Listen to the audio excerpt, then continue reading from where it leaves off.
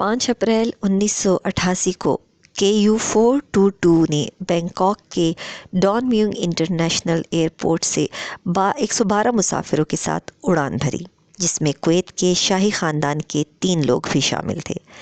तकरीबन 3 घंटे के बाद अरेबियन सी पर कुछ लबनानी मुसल्लह अफराद ने तैयारे का कंट्रोल कुछ ही देर में अपने हाथों में ले लिया।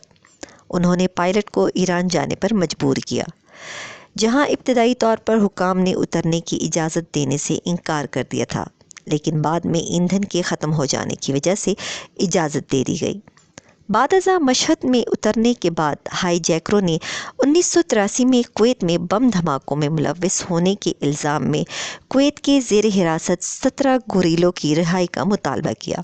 इसके अलावा उन्होंने धमकी दी कि अगर कोई उनके पास आया तो हवाई जहाज़ को उड़ा देंगे, और अगर उनकी शर्त ना पूरी हुई तो 3 शाही मुसाफिरों को भी कत्ल कर देंगे।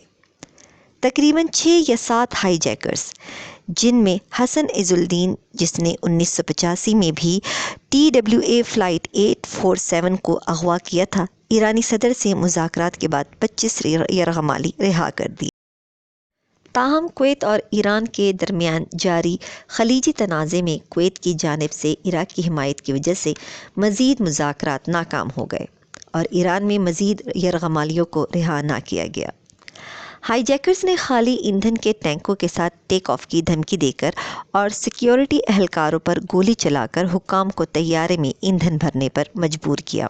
8 अप्रैल को लबनान और शाम की जानिब से इजाज़त ना मिलने पर 7 घंटे बाद कब्रसी हुक्काम ने इसे लारा नाका में उतरने की इजाज़त दे दी। फ़लस्तीनी लिबरेशन ऑर्गेनाइजेशन के हुक्काम ने हाईजैकरों के साथ बातचीत के बाद 9 अप्रैल को मज़ीद 12 अफराद को रिहाई दिलवाई। ताहम इसी अरसे के दौरान 2 मुसाफिरों अब्दुल्ला खालदी, जो कि 25 साल, और खालिद अयूब 20 साल को हाईजैकरों ने गोली मारकर हिलाक कर दिया और कब्रस के तारमेक पर फेंक दिया, क्योंकि हाईजैकर्स ने मज़ीद ईंधन का मुतालबा किया था। हाईजैकरों ने तैयारा कुवैत के शाही महल में उड़ाने और कैदियों को रिहा ना करने की सूरत में इसे आहिस्ता और पुरसुकून कत्ले आम करार देने की धमकी दी। एक मौके पर जब कंट्रोल टावर के साथ गुस्से का तबादला हुआ तो एक हाईजैकर ने कफन पहनकर तैयारे का नाम बदलकर अजीम शुहदा का तैयारा रख दिया। जहाज़ में ईंधन भरा गया और 13 अप्रैल को दोबारा टेक ऑफ किया गया। इस बार अलजायर की तरफ रवाना हुआ।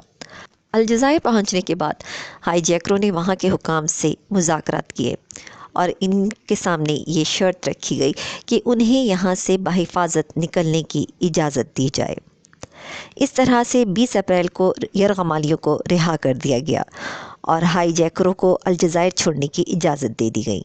ताहम उन्होंने अपने साथियों की रिहाई तक लड़ने का अज़म दोहराया।